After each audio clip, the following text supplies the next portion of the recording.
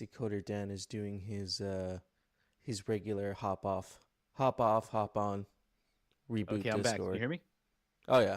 Mm-hmm. Okay. Hey guys, can you hear me? Yeah, you're back. Welcome back. Not even asking this time, just doing it. The ritual. I can't. What is happening? Why can't like I don't understand what Discord is doing to you. I don't know, man. Whatever. His It knows that routine. you're going to be dropping too much alpha, so it's like trying to hold you back. Yeah, I've started restarting Discord like an hour early, so it gets rid of any updates, knowing that I'm gonna have to restart it again for this call. The hustle, the struggle is real. Yeah, GM How everybody. y'all? How's everyone doing? Hope you had a good week. Yeah, I had a great week actually. Seems like there was a couple spaces going on this week with Aavegotchi. I was in the one with oh god, I can't remember the name of it. But it was a big space. It had like over 1,000, almost 1,000 Yeah, people in there. that was like the year's kickoff with Legendary. I think was hosting that Mm-hmm. one, Yeah. and yeah, that was a big one. There was like 1,000 people or something. It was really good. Yeah, it was a great space. Shout out to Lost Local there for holding it down and giving all the alpha. I know there's some alpha dropped. If you're listening carefully, there's some things that were never mentioned here before. So. Yeah, we can definitely talk about those in a bit once Mm-hmm. people start coming in here. There was also the Echo Chamber space. I saw Golden Cross was on that. Mm-hmm. Something looked like jumped on with the Aavegotchi account just to listen in for a little bit. Sounded like a good time. Yeah, I think that's hosted by No GM Futuristic, everyone. right? Yeah, no Yeah. future and like the what is it, Engineer, Mm. The engineer Engineer. and who's another Gotchi gang holder, and then Big Nil, who I think is the Polygon ecosystem head of Magic Eden.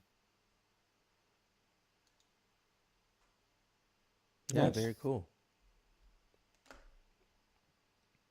And then there was another spaces yesterday that Lost Local was joining because he's kind of our go-to spaces guy in the U.S. right now because right a lot of these spaces happen at like 4 p.m. UTC, which is like midnight for us. So Lost Local holding it down for Gotchi Gang for these or for Pixelcraft at least doing these spaces. But I think he got rugged. Like he didn't sound like he had a good experience yesterday on that one, unfortunately.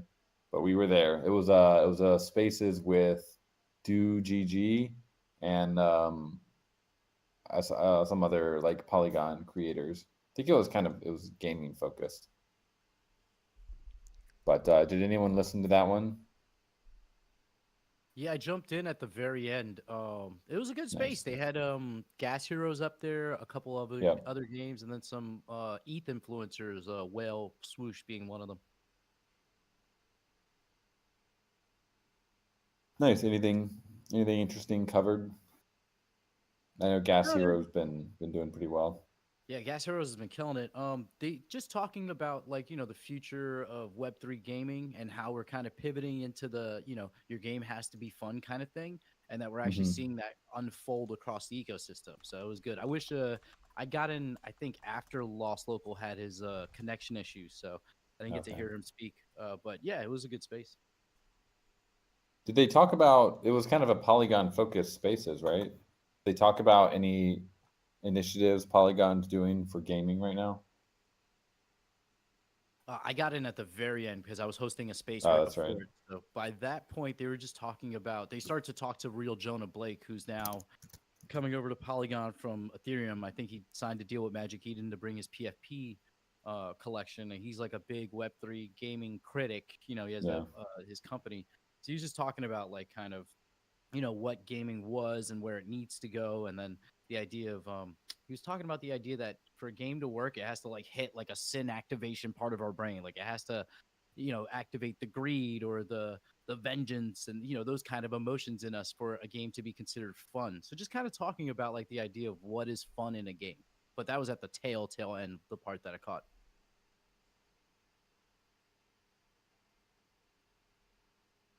Yeah, I think there's no perfect recipe for what makes a game fun. It's kind of there's definitely correct answers. And what we saw with just over the weekend, we had some spaces, a stream by Eliza, and it seemed like they were really enjoying that. I don't know if any Gotchi gang was able to jump in. I think Mycalium, you had a couple rounds. They came away like I think they were low key kind of blown away a little bit by how far along Guardians was. Because Eliza went and did like a whole second post on it, which was cool, and then Next, which is I guess her co-host, like also did a review on it. Very cool. It's really nice to see. More and more of these kind of gaming KOLs are going to start paying attention to Aavegotchi here, and having a fun game that has a great game loop and is easy to pick up is like so crucial. I can hop in on that one too, because that was scheduled for a 1 hour stream over there, and they're not like Polygon natives. They're chain explorers for sure, but they've got a little bit of apprehension towards Polygon. It became obvious to me that they don't comfortably explore these hallways, and so it was actually a good hook to kind of bring their interest back over into our ecosystem. And they genuinely were blown away. They do a lot of alpha gaming and a lot of play tests, and they haven't played any kind of like playboard, real-time strategy type casual games yet. They're really excited about the niche that it was filling. Not so much that it was a functional game or cool IP. They were really excited that it was a RTS casual type niche game. They thought that was a home run, and that there's almost zero attention and effort in that space. So we ended up playing for about 2.5 hours, all said and done. Oh, wow. Well, Eliza was playing for 2.5 hours? Yeah, yeah. Next. Yeah, absolutely. That's awesome. Next and I came down to the final round. I thought I had him, and he beat me. And it was his first day ever playing the game. So it was really cool to watch fresh eyeballs on the product and watch them without having any of the lore or any of the community hooks in them. They genuinely enjoyed the process itself. That's dope. Yeah.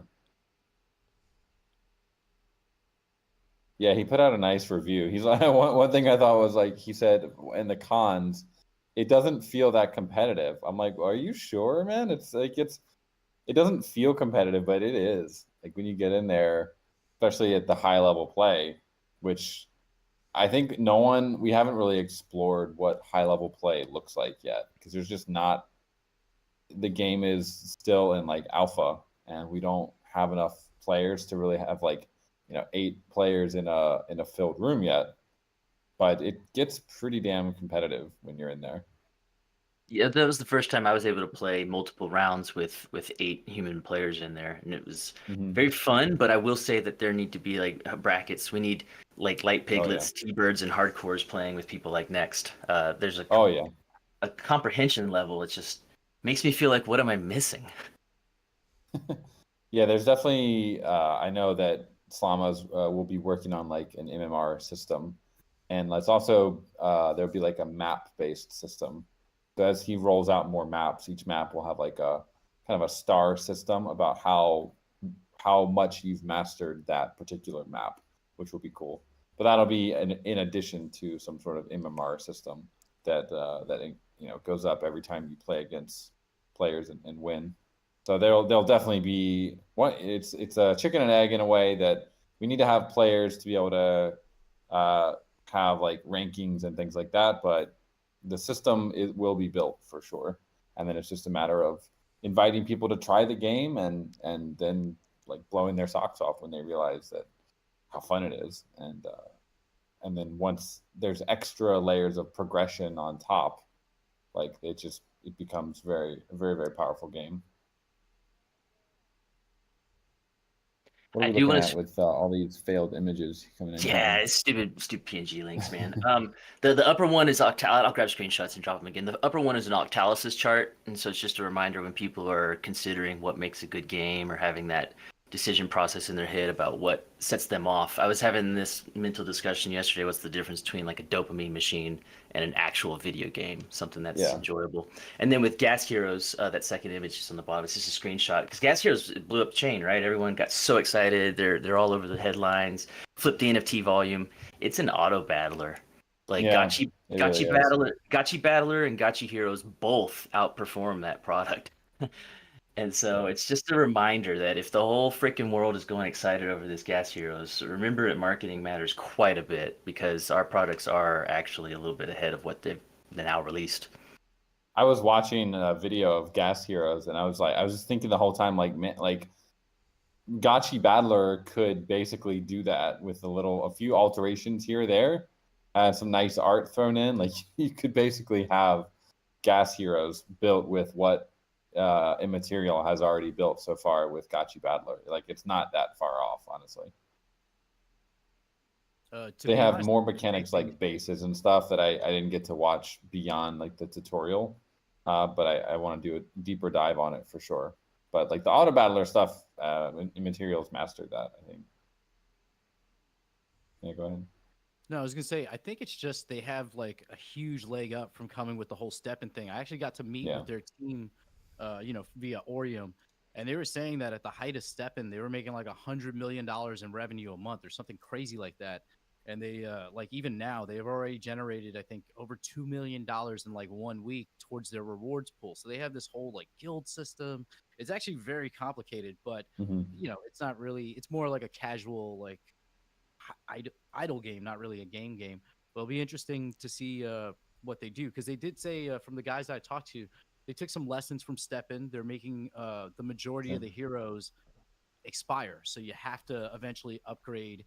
Like if you get a Genesis hero, it doesn't die, but all of the other ones expire eventually. So it's a weird, like, interesting mechanic. And there's breeding, so it's probably going to get really complicated very quickly. I thought the choice of breeding was kind of a funny name since it's like they're kind of talking about like human heroes, right? It's like they could have called it mating and not breeding. It just sounded very funny. But yeah, I think the idea of like permanence of NFTs there's a lot of room to explore there because it does become kind of an issue. Even with their Genesis heroes, like there's still a lot of potential issues that they have to solve with that, especially when you add breeding in, because you just end up with a bunch of NFTs. Yeah, breeding is. I mean, that's why we have over 20 million axes, right? What do you do with all these things now floating around out there? There was some probably interesting mechanics we could have as gotchis. There's some Eternal Haunt early talks of that, and that could be interesting eventually. When we do want to add more portals without actually, having like 20 million gotchis out there. Are there any protocols out there that are demonstrating like a dilution control mechanism like we have with the Forge and quantity control? Not that I've seen. Like I haven't seen anything out there yet similar to the Forge. That's that's big brain stuff. Yeah, I'm trying to think. Axie doesn't have don't they have some sort of like retire or an Axie mechanic or something? Yeah, it's like a burn mechanic. So, they got like decorations that come out every now and then, and you can like burn axes for like land decorations and stuff. They're like a currency now. Yeah. Yeah, send them out to the pasture. Exactly. Old Yeller. Yeah. I'm not going to the glue factory. No way, for sure. We're just going Axie heaven. There's so much left to explore with NFTs and like all these games are literally just scratching the surface of what there is to do and just the creative possibilities of these things. Like we're only a few years into actual having serious game teams develop on them. Oh yeah, and you look at like Web2 esports right now. Imagine like Web2 esports, but with NFTs on Web3. Like I can't wait to see like big tournaments around Web3 games, like we see with League of Legends. Like some of those League of Legends tournaments are just insane. Like huge arenas, like selling out arenas for them. So that is the future, friends. I think so.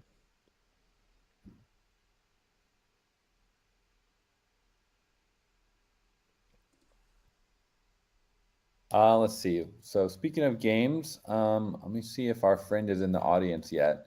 heard we were going to have a special guest that was going to come up and talk about something you guys might have seen on the timeline.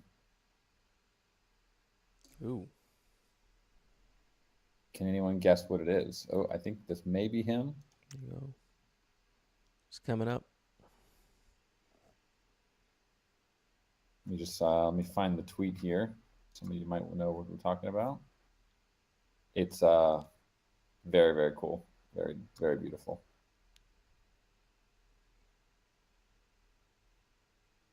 Nitro. That's right. Nitro League with a mint coming up. That's going to have a Gotchi car and also a tournament. So let's see if our friend can come up here. I brought him up. Maybe we're having issues. There he is. GM. How we doing today? Doing well, sir. How are you? Doing great. Just got over like a huge sneezing fit, and now I got like that feeling like where I need to sneeze, but one's not going to come out. Yeah. It's the best. Where are you based?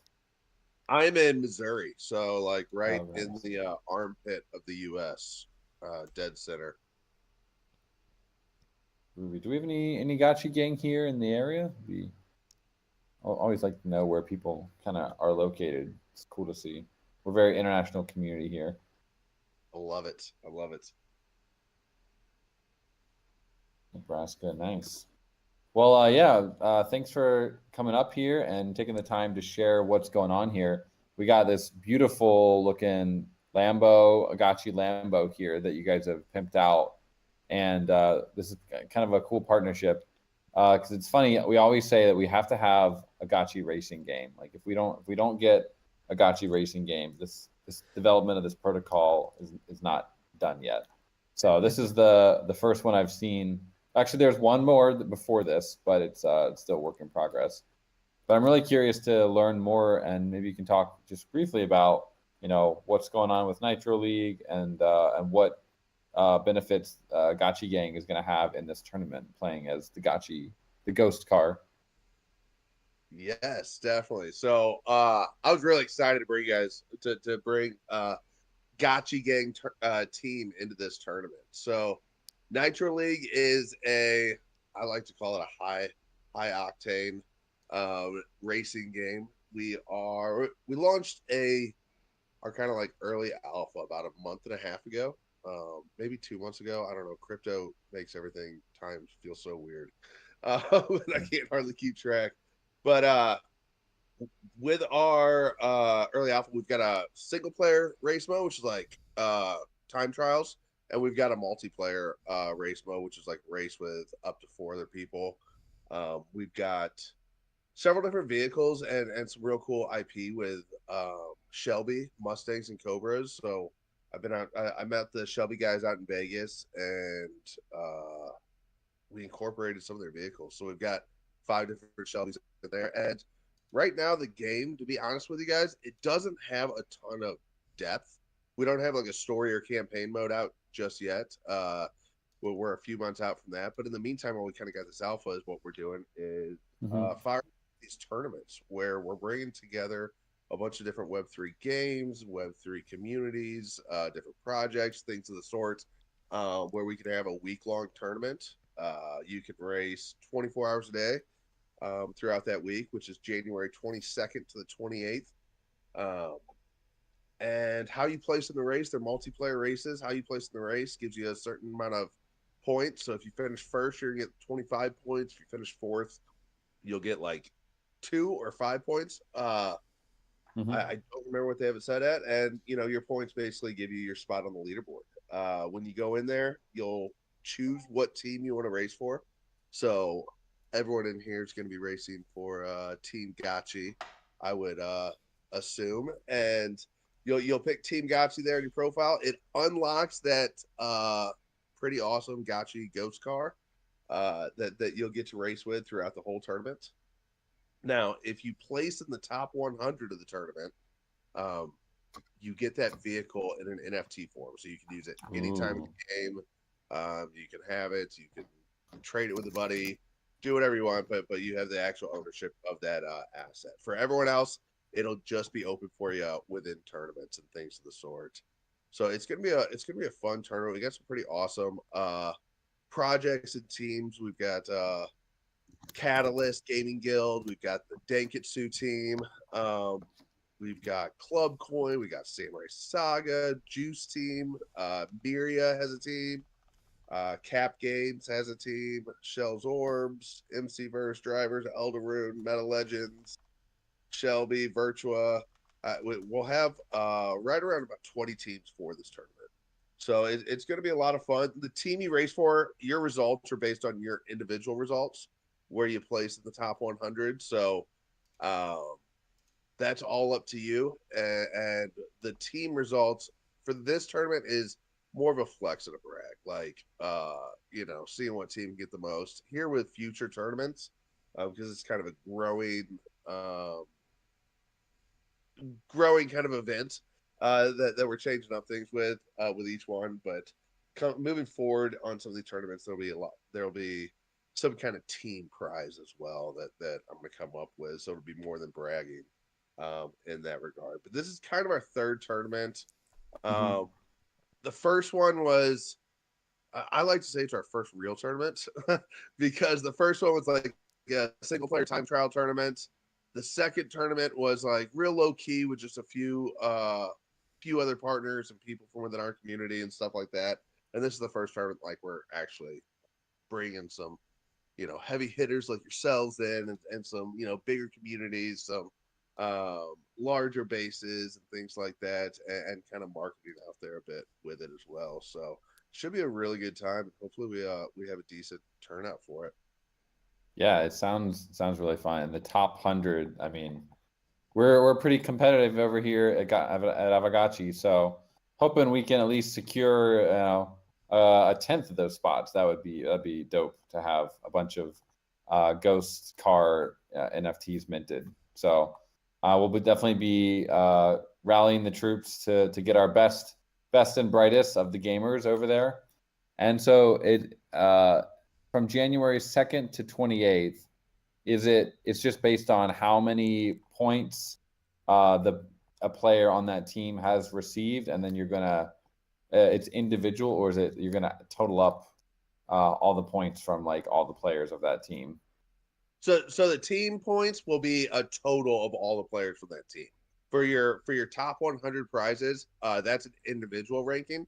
So that'll be based on your individual amount of points, but the team points will include everyone that raced on that team. So the more you're racing, the more participation you have, stuff like that, the easier it'll be to get points. One other prize I wanted to let's show. So the top 100 get the vehicle of the branded vehicle of the team they're racing for. So Gotchi team will get the Gotchi vehicle, but the top 3 in the tournament can get a customized vehicle. So you can work with our designers, get it customized to a specific NFT you own, or a specific PFP, whatever you have that you have rights to. Obviously, like with an NFT or PFP, we can't make you like a Manchester United vehicle or something like that. That'll get us in trouble. Unless you have the rights to use that we would definitely love to. But yeah, so January 22nd, it'll kick off that Monday, run through the 28th. And yeah, like I said, it'll be based on individual points for your ranking, but the team ranking is the collective points of everyone racing on that team. And the team points are going to be used for what? Sorry, I think I missed that. For this tournament, where it's just going to be kind of bragging and flex, okay, cool. Flexing on other communities. I might get up some some type of digital trophy or something like that made up for this one. But for the future tournaments, I want to do something more, something a little better. Maybe it's throw in another additional 10 Gotchi vehicles if Gotchi wins the tournament. Maybe we can do some kind of other cool asset like winning team gets us, because within Nitro we also have our upgrades on our vehicles that's kind of slowly rolling out. So you can change tires, you can change spoilers, engines, nitrous, suspension, all that kind of stuff to upgrade the performance of your vehicles. so maybe we could the winning team might get special branded tires or a spoiler or something like that'll give an extra boost to the vehicles as well. Do the different cars like ride or drive differently, or they're just aesthetic? 100%. So yeah, they do definitely drive different. Oh, Different handling, different speeds. Some of them just feel different. When you get in there and download the game, you get 3 free vehicles. To be honest, they start as kind of dogs. They're not the greatest, they're not the fastest, they're not the best at everything, but you can grind to earn the upgrades to bring them up to that level. With the tournament, once the tournament starts on January 22nd, it'll unlock that 4th vehicle. That's the team you race that you choose to race for, which is better than the stock out the box vehicles. There are some other vehicles out there. It's that some are better than others. Like I said, there's the Shelbys out there. Those are some of my kind of personal favorites to run with. I'm a huge Shelby fan though. But yeah, you'll definitely feel a difference between them as the game progresses. Will also have different type tracks will perform differently with different tires and things of the sort. So like nice. a special tire you run on the snow track, it's like the banger tire to run there, maybe a complete dog on like a desert track. So there's a little bit of skill and strategy in that as well, between your suspension, spoilers, tires, and wheels and things of the sort that'll play differently on each track into the future. For the tournament, there's one set track. When you go into the game, you'll see what's called the special. You'll see time trial, which is the single player, quick race, which is the multiplayer, and the special event mode, and that is the tournament. And it has its own separate leaderboard and things of the sort for that. You don't have to, for this tournament. We didn't want to make it gated where you have to hold the project to race for that team, because we really want to make it, something where if I'm like a huge Aavegotchi fan, but I may not have any of the stuff, or I think you guys are an awesome community, but I may not be a holder for whatever reason or the other, I can still participate with you guys in like a fun event like this. This is awesome. Cool. I'm loving everything you're saying here, man. I mean, like Coder Dan was saying, we've been wanting a Gotchi racing game for a long time. So having having a Gotchi gang car in the game is a big win in my opinion. You're mentioning the different parts and everything on the cars. It sounds like there's going to be a decent amount of like skill and tweaking involved. Are there going to be like classes? Are there classes right now where you can race in, or is that something in the future you might be thinking about, having different like weight classes per se? Yeah, definitely. So right now we do not have like race classes, and the biggest reason is we're super new. We're just kind of coming on the space, and there's not enough. We don't have enough players in our ecosystem basically to kind of sustain it. So if we had the classes, you might have like your S class racer, and he might be waiting like weeks in a multiplayer lobby before someone like comes in and joins them. So we have it a lot more opened up right now to kind of like fill those and keep races going and stuff like that. But yes, definitely in the future, as we bring more players in and stuff, we'll have the different race classes. So your S class racers will be racing against or more likely to be paired up against other S class racers based on skill level and vehicle level as well in that regard. Oh man, yeah, I'm a Forza player. Played Forza for a long time, and some other racing games, Gran Turismo. Played that a few times as well. And it's like, why do we wait this long to have something like this in Web3? It seems like the perfect kind of gaming use case to have like, with NFTs and everything. And it's like, I don't know. I mean, I'm with you. Like, first off, Forza had like a banger soundtrack for that game. Yeah. I love the Forza soundtrack, and I definitely would like incorporate that kind of feel with music and stuff into our game, because that was one of my favorite things on Forza. But yeah, no, it's racing games are a lot of fun. They can be like an easy, low hanging, like competitive kind of feel. You can really, at least myself, I that's one of those games I love, like, you know, talking smack on my buddies and stuff, Yeah. and running them around the track. And our game, it's, you know, we're doing a lot to have that kind of Web 2 kind of feel with, like, you know, you can have the Google sign-ons and things of the sort. You don't have to have like on-chain vehicles, but at the same time, we want to offer that Web 3 feel with the NFTs for those who are comfortable enough, can kind of bring their items on chain. We're not all the way there on some of the stuff we're doing with it, but we're trying to get a little more of that familiar racing feel, where you don't need to have like blockchain education course, or watch a 20-minute video on Nitro to kind of learn how to race and things of the sort. So right now it's pretty, I think it's pretty easy and basic to get in there. It's, you know, you've got a drift button while you're drifting, just a little alpha for you guys that'll be participate in the tournament. While you're drifting, it will refill your nitrous. So there's always a couple of nitrous hit boxes on the racetrack that you can get to refill some of your nitrous, but as you're drifting, it will refill your nitrous as well. So keep that in mind while you're running these tracks and things of the sorts. We have a couple guys in there that I cannot beat. I mean, these guys are like Dale Earnhardt's out there on the track themselves. But yeah, no, it's a ton of fun. Everyone who's tried it, I've gotten really good feedback and stuff like that, which has been awesome.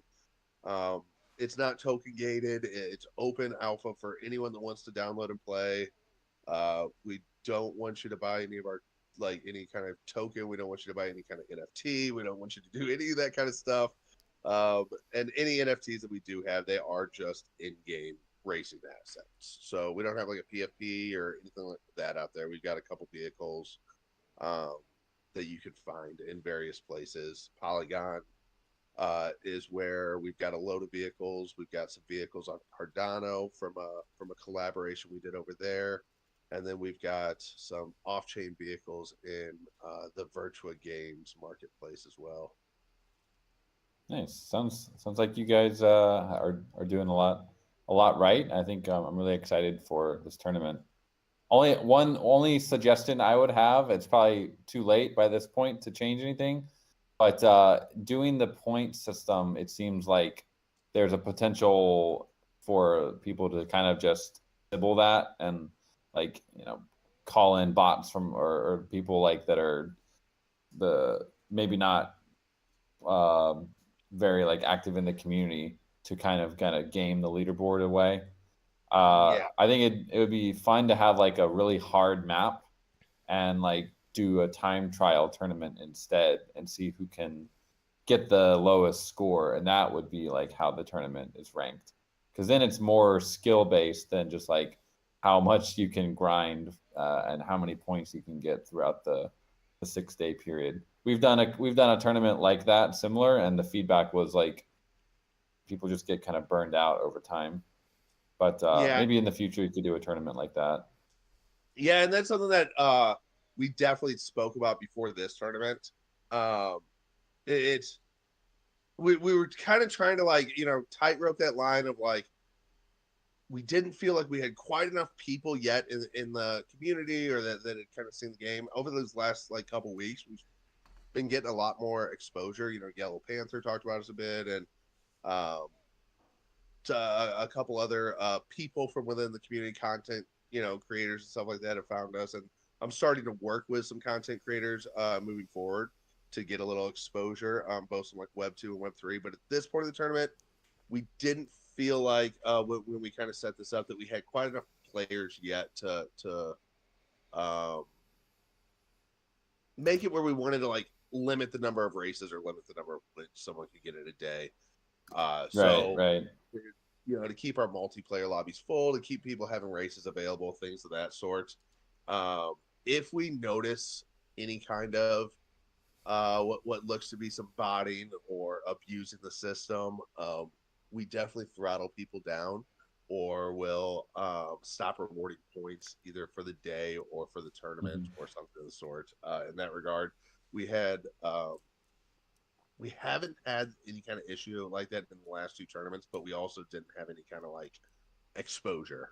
It was, the last 2 tournaments were really about kind of making sure all the mechanics worked, making sure like the tournament stuff like that would run nicely when we started talking to other projects like yourselves about coming in and testing those kind of systems out. So we didn't like come out and try to bring everyone in for a tournament and it completely like tanks and crashes and burns on us in that regard. And we were real happy with how the last two went, as far as all the functionality and everything within it. So that's why this one opened up, and it might be definitely something that I need to do for the next one. But I will Yeah, say, it'd just be fun. It's like more skill based. Like who can get the lowest score on like this really really hard map. That would be. I think you'd get a lot of people. It's kind of like with Dookie Dash. That was a very successful game by Yuga, and it was like a time trial based type of game. I think so. Yeah, maybe for a future tournament, it could be cool to explore that.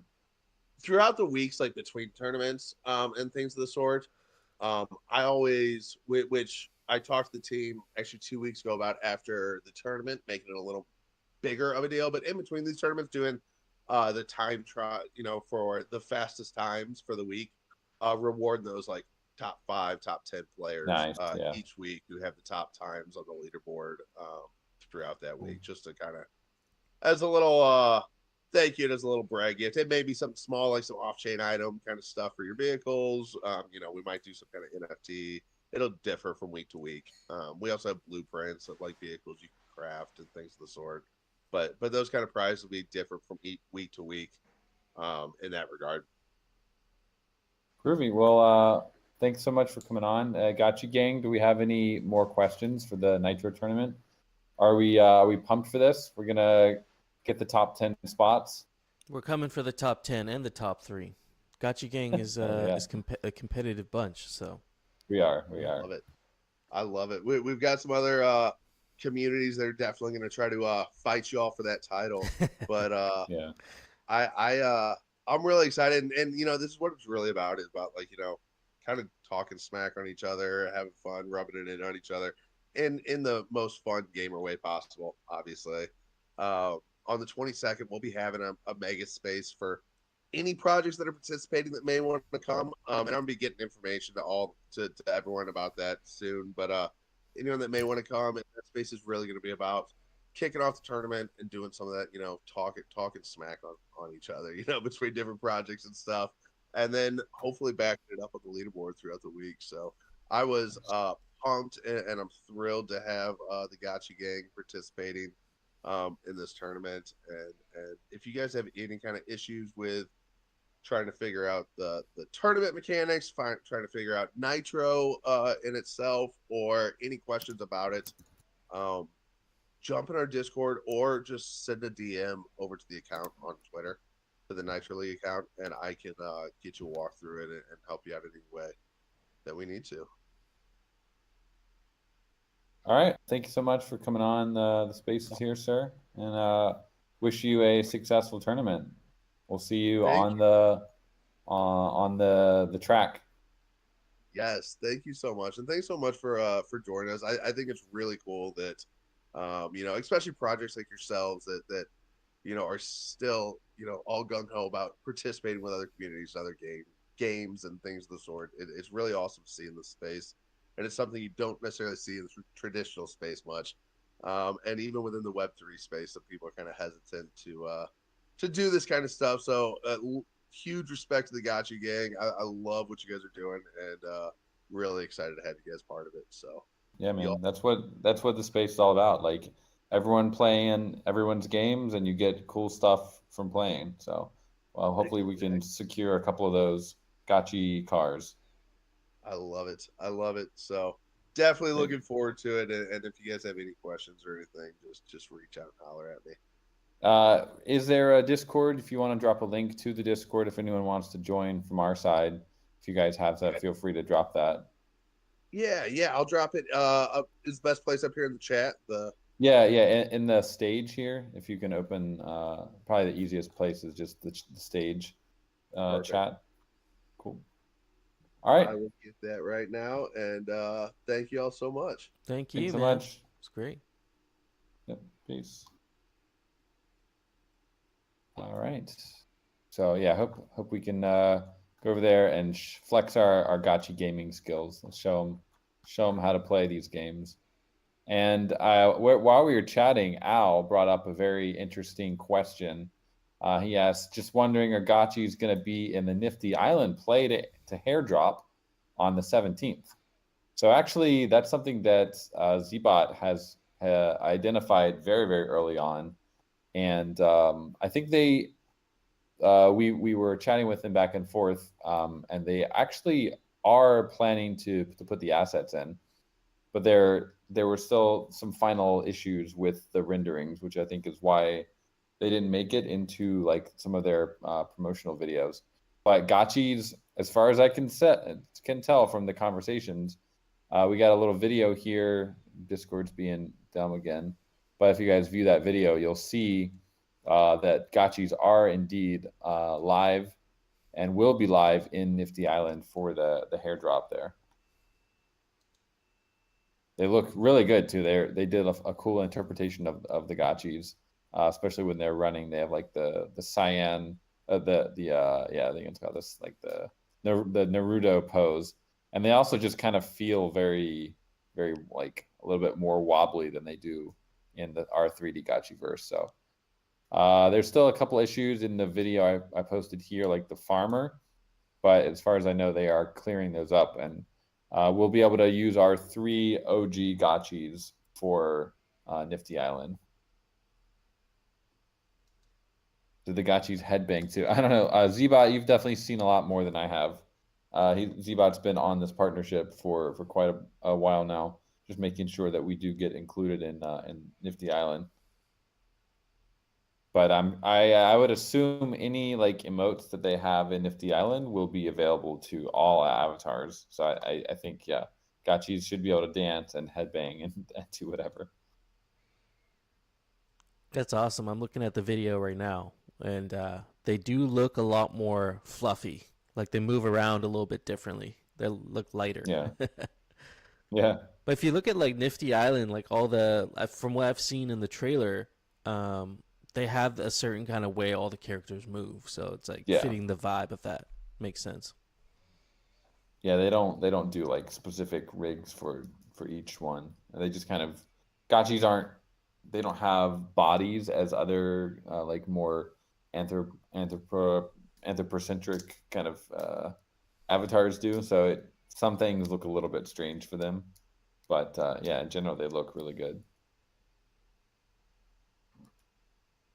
So yeah, we will, once that goes live, once we've confirmed that they are indeed, we should be able to know that very, very soon here. We'll make an announcement to just let everyone know that yeah, Gotchis will be in the Nifty Island play to airdrop starting the 17th. Yes, sir. Has anyone here played Nifty Island? What do you guys think of the game overall? I've only seen the trailer. I haven't actually played the game. I wasn't actually aware it's available to play right now. But I guess January 17th is the official like launch, the alpha. Yeah, there's some sort of play to airdrop campaign kicking off on the 17th. What that means, not quite clear either. So many games to follow. But Light Piglet says, really hard to get into that play test. Okay. Interesting. Yeah, island token. Probably it'll be a fun play drop. Probably similar in one way to what we did with the Gotchiverse play drop. I don't know if they have any quests or anything. It'll be really fun to see like what they've done.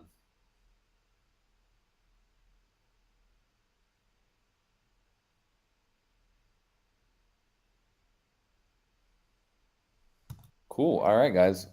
We also, at the beginning of the talk, today's call, we talked a little bit about some of the alpha that was dropped during Jason's spaces, where he was talking a little bit about the Founders Pass. So I did want to allocate a little bit of time here. We can go over any questions there are about the Founders Pass. Keep in mind it is still a bit fluid as we confirm some final details.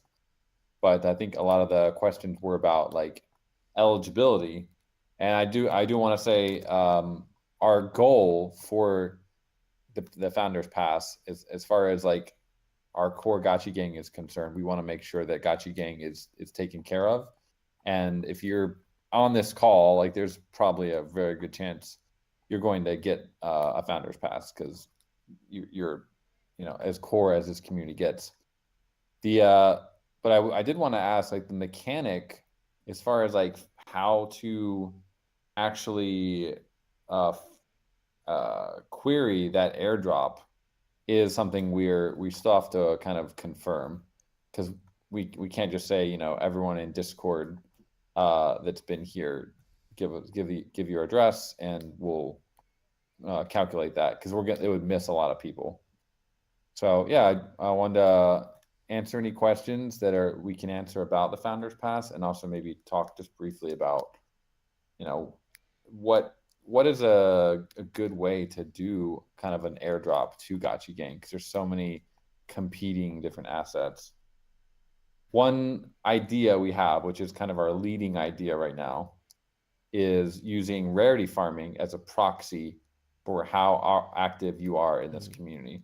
Like, if you're participating in rarity farming and you're on the leaderboard, like you're very active in the community, whether it's XP or kinship or BRS.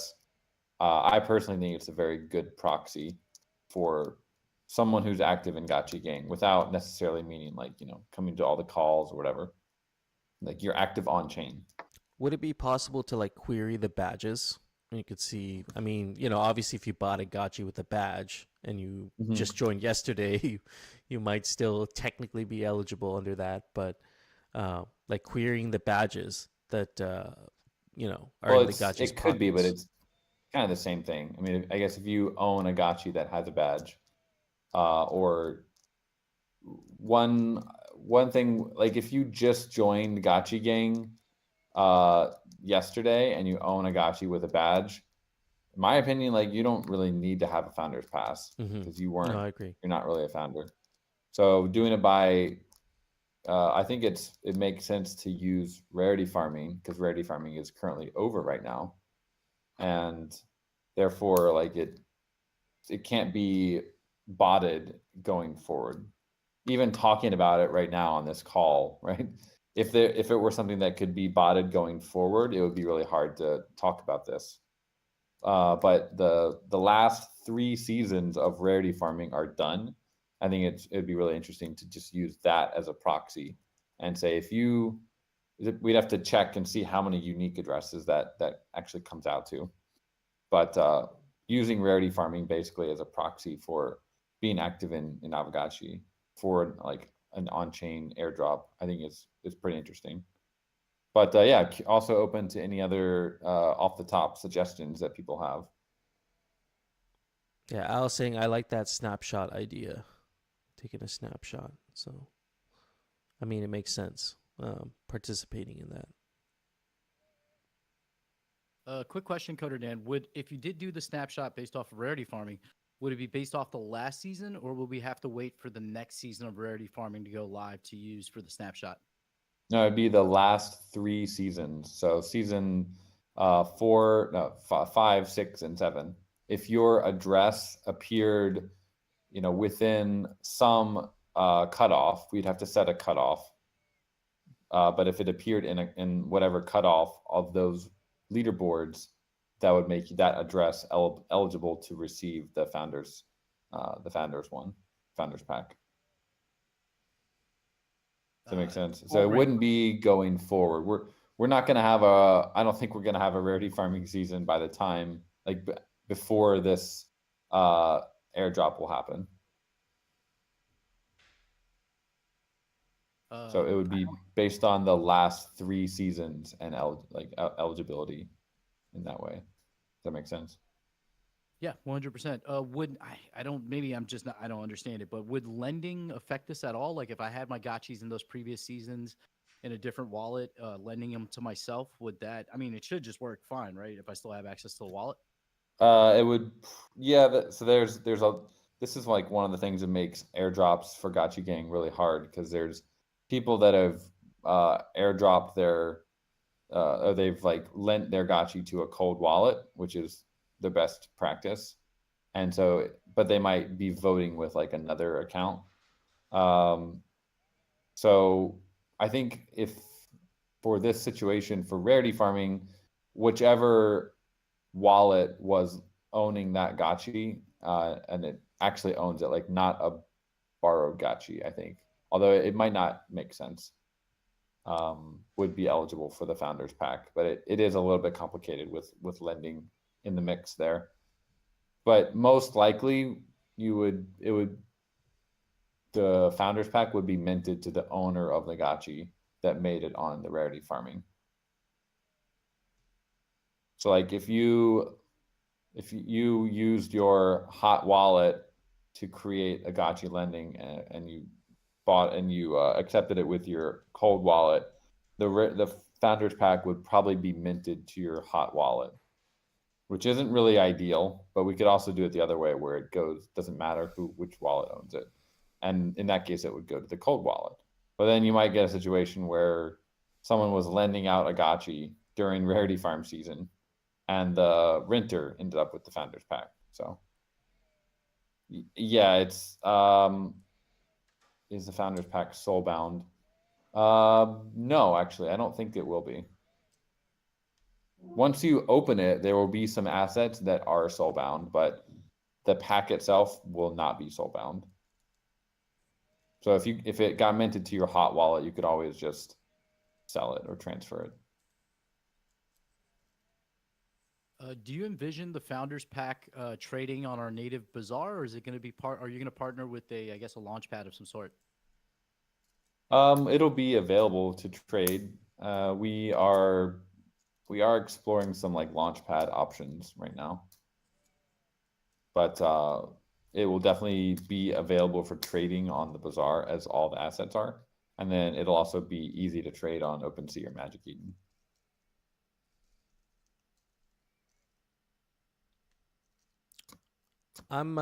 You said there's gonna be assets inside this founders pack. I'm kind of curious to know, Yeah, it's like specifically, would there be things you can disclose right now, like what might be in there, or is it more of like a somewhat a surprise? there we'll be doing like a blog post fairly soon on the contents, but a lot of it is for the upcoming Aavegotchi gaming console profile, and also just assets related to the various games. So mainly Gotchiverse, Spirit Force Arena, Gotchi Guardians will have there'll be some assets related to those games in the pack. But it's kind of a thing that it'll give you clout for your gaming profile, and it'll also give you kind of a head start on some of the different progression and reward systems associated with the gaming console. Yeah, this is cool. I mean, especially the way it ties in with player progression. Like, I like the fact there's going to be some benefits there as well. So, Yeah, it's going to be really definitely a cool item, and we will. I mean, we're not going to do like another founders pack. Maybe ever. Maybe it'll be a yearly thing. We'll see how it goes. But this will be like the founders pack 2024 for sure. It might be the only founders pack, depending on like how, 2025 we could do something that's not called founders pack. And by the way, that is still a working title. We might also change, but the contents are basically set at this point. mm-hmm.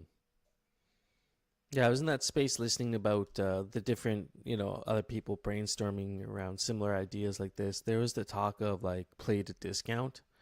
Is there like, I don't really know, like, is there like some element to this founders pack? I don't quite remember the details of it, but yeah, yep. So Jason was saying we have this idea of because the founders pack is not really. It's almost fungible in a way. Like there's not that much difference between the different NFTs. So we were thinking of, we can do a GBM, but it's not gonna be that interesting because every pack is literally the same as every other pack. So one idea we were batting back and forth was doing like experimenting with a new kind of drop style, which is a Dutch auction, and on top of that, like, and basically applying discounts for how much how active a player was playing the games. So like if we're going to have these different quests that you can do for the various games, and those doing those quests will unlock basically badges for your player profile, and those badges will give you discounts on the Founders Pack mint. So like if the Dutch auction if the price was like 200 Ghost, and you played and you got like all of the badges, let's just say it was a 20% discount, might be higher, might be lower, then that would be applied to the Dutch auction price. So just kind of like experimenting with new, everyone in the space, we're all very experimental. It's just like interesting to try new models. And Dutch auction is something we haven't done before. And also we really have this idea of like playing to like mint, or playing to whitelist, playing to discount is also something that really works well with this, because one of our goals with this sale is to get kind of break out of the noise a little bit and have a reason for a lot of people to talk about Aavegotchi. Like right now, the meta is having some sort of sale or some sort of activity that people can talk about. So this gives a lot of our upcoming like KOL friends a really good reason to talk about Aavegotchi, which will definitely convert into players actually downloading the games, trying them out, playing them, and then potentially falling in love with the games and the IP. Yeah, it's a really interesting model, but we got to come up with a better name than Play to Discount. Like that was part of the I don't like the space name. too. Yeah, I don't. That doesn't sound very very nice. Play to Discount is not going to make it. Definitely doesn't sound quality. Yeah, friends, if you have a better name than Play to Discount, Play and Save. Play to Save. Play and Save. That's an interesting one. Play and Save. Yeah.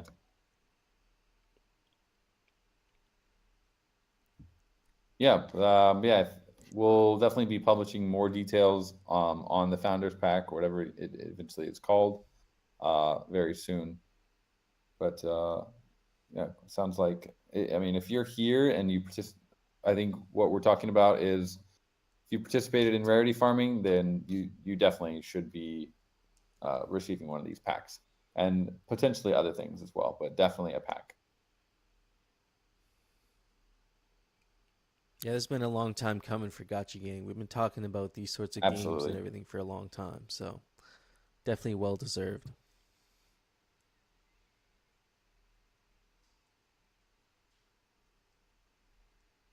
See, McCallum's dropped something in the chat here. ETH Denver 2024 call for artists. Application deadline is January 31st. So I figure if we got some artists that don't stick around for the DAO call, just make yourselves aware that ETH Denver is working on putting together an in real life art gallery this year, and so that'll be digital artwork and physical artwork, and it's an open application right now to potentially be included in that. They will be auctioning off some of these pieces as well. So any of our creatives, I think we've got some great makers in this space, so check out that artist application. Yeah, that's awesome. Yeah, we got a ton of artists, and yeah, I'd love to see some of that talent at ETH Denver.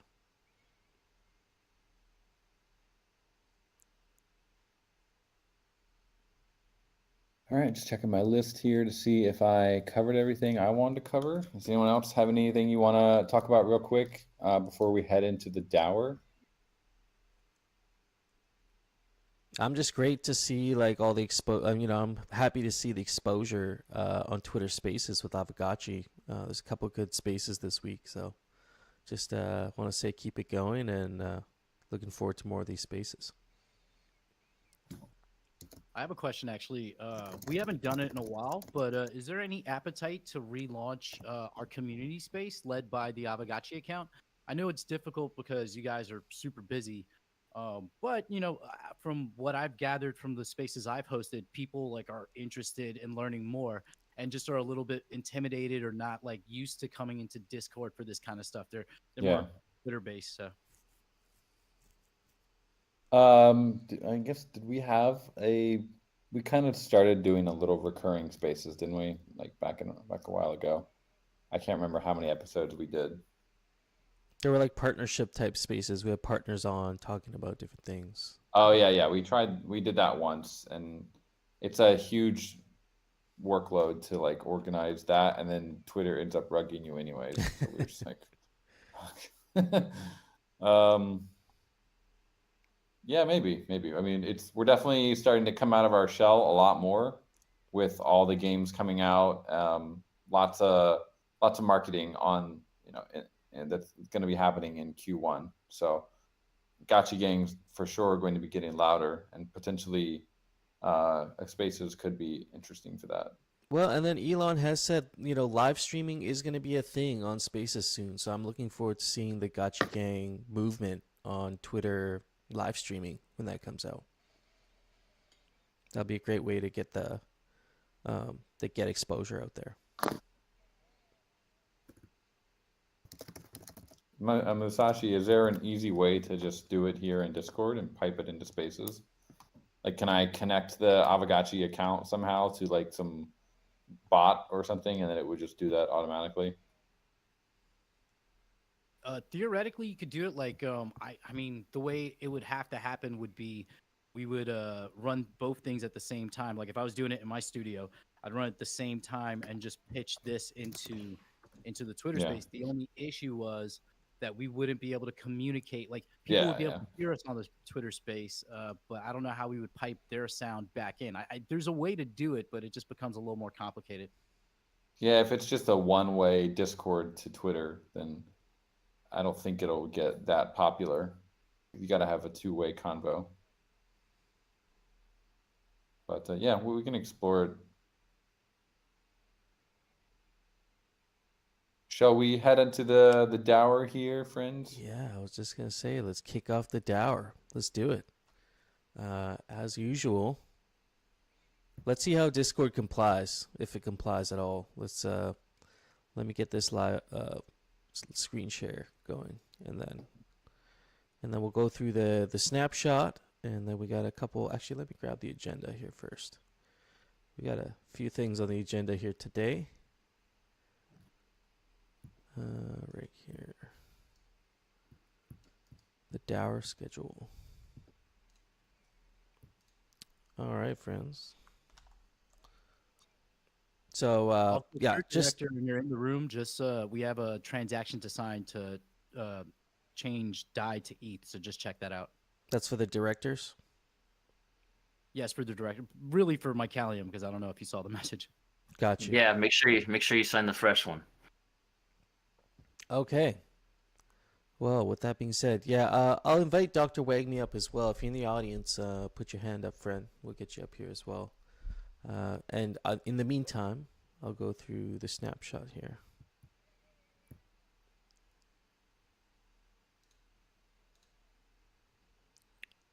Share my screen.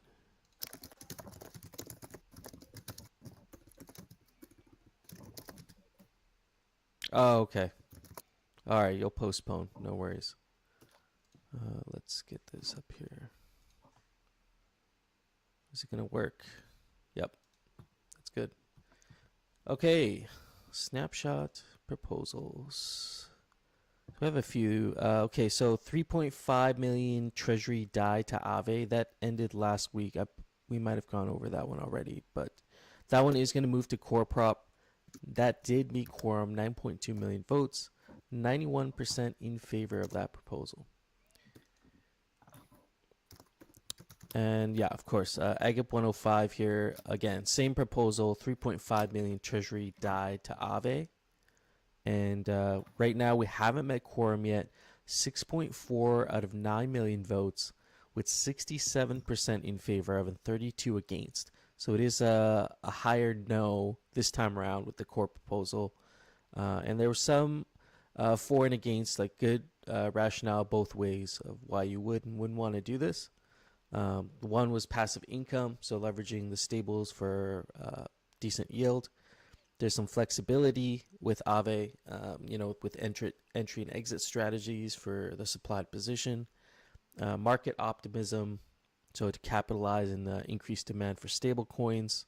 And then diversification, so broadening our investment portfolio and getting exposed to some yield. There are some risks though, and I think maybe that's where some of the no's might be coming from. The platform dependence on Aave. So in the past, Aave has frozen funds for short temporary periods of time, and so that's a platform specific risk. Liquidity constraints. So that's on our behalf. So if we ever need to access those funds from the supplied DAI, or if the Polygon treasury depletes, that could affect our liquidity. Market volatility. So market fluctuations could affect the APR. I think he said average APR of 4.32%. So it's a pretty good return, but that does fluctuate over time. And then, of course, smart contract vulnerabilities is something you always have to be mindful of when dealing with any of these protocols. And so Aave has a great track record. That being said, they've never had like a major exploit despite like freezing funds. They've never actually been exploited. The risk of smart contract bugs and exploits is still inherent in those things. So thanks to Dr. Wagme for writing that up. Get your votes in. Let's try and meet quorum on this one. You have little less than 3 million, like 2.5 million votes left to go on there. And you have 1 week. So this one is the Aavegotchi Grants Program. This was written by myself and FIFO, National Bank, crypto-Gotchi, PG. Really thoroughly discussed proposal. And right now it's looking like the majority, well, not majority, but 45% says do not fund. 40% for 163K to start the grants program, and 263K, 14% for 263K to fund the grants program. We are right now 7.4 million out of 9 million ghost in quorum, and the rationale of basically of this proposal was to have a more of a nimble funding vehicle towards small scale funding in the community. Run by some community individuals. So I encourage everybody to read this proposal, and either way you feel about it, whether you're for it and against it, get your votes in, and we'll go from there. I think there's some insights to be gleaned when this proposal finishes on how the DAO might want to move forward after. So I'm looking forward to that one, and it looks like right now I think you have about a week on that one as well. 1 week. And last here we have Aavegotchi DAO Liquidity Incentive Proposal by 8bond. And this is a forum discussion that's been going on for a little while now. The majority right now, let's look at the vote here. Majority right now, 2 million ghost worth, 76% against this proposal, with 23% in favor of this proposal. 2.6 million out of 9 million ghost for quorum. So still well a ways to go for quorum. And let's just quickly go through the summary of this proposal. It's a strategic proposal, strategic initiative to allocate DAI from Aavegotchi's liquidity wallet to bond into QuickSwap LPs through 8bond's bonding mechanism. The aims to enhance the depth of USDC, Ghost USDC liquidity, and bolstering Aavegotchi's protocol-owned liquidity, reinforcing Ghost token and fostering community growth. Objectives: bonding permanent liquidity, leveraging. This one goes beyond my understanding. If someone knows more about leveraging ERC 5725. Just curious to know more about what that's about, and as well as Ape Adam. If you're in the audience and would like to speak on this, you're welcome to come up and speak on your proposal. Addressing liquidity debt. So this is a separate proposal, but I think we were discussing adding liquidity to larger like centralized markets, Coinbase and Binance. Seems like it's a bit different approach. Pardon me. Yeah. Resolve Ghost's 1.29 million liquidity debt to establish sustainable trading. So yeah. Community engagement. So integrate bond NFTs with Aavegotchi. So that's something I feel like maybe that could be the reason why we have a lot of no's. There seems to be maybe some lack of clarity around this, some of these some aspects of this proposal. And so the proposal's asking for 250K DAI allocation in QuickSwap LPs with this pilot bond sale. And then there's an execution strategy outlined, bond sale details, and some KPIs for performance. So KPIs would be DAI bond return on emissions, 93 to 99%, liquidity debt reduction by 10%, and then unique user wallets increased to 300. So have a look at this proposal and get your votes in, whether you feel either way on it. And if you have comments on this proposal, let me just check the chat here. If you have specific comments on this proposal. And management fee.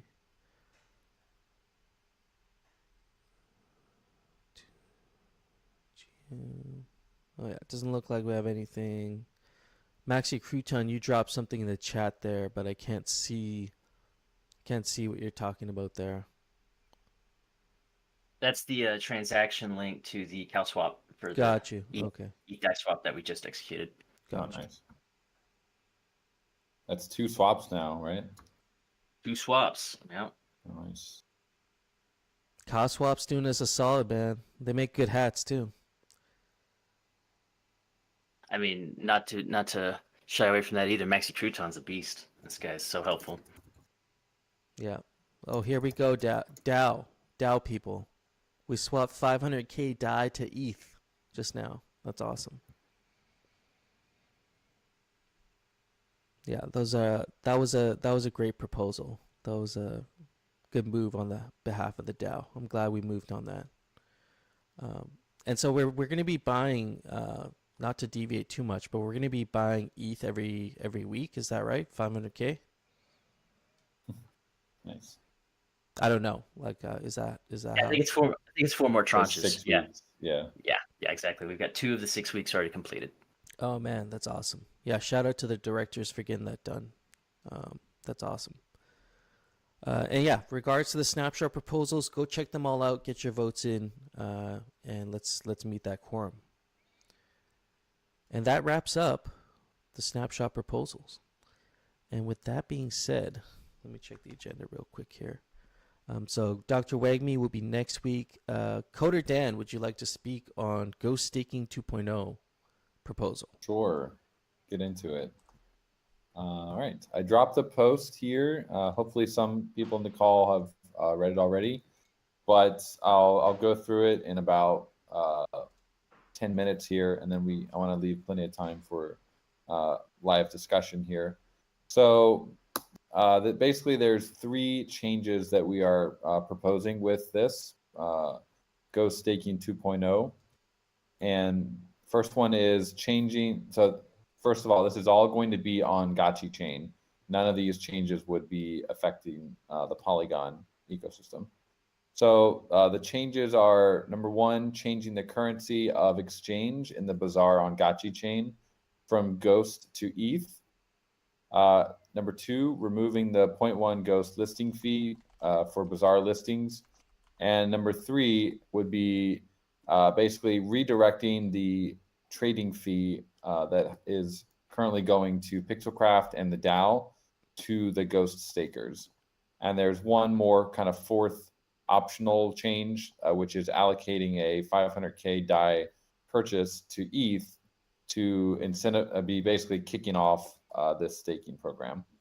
So that's the TLDR of what the changes are.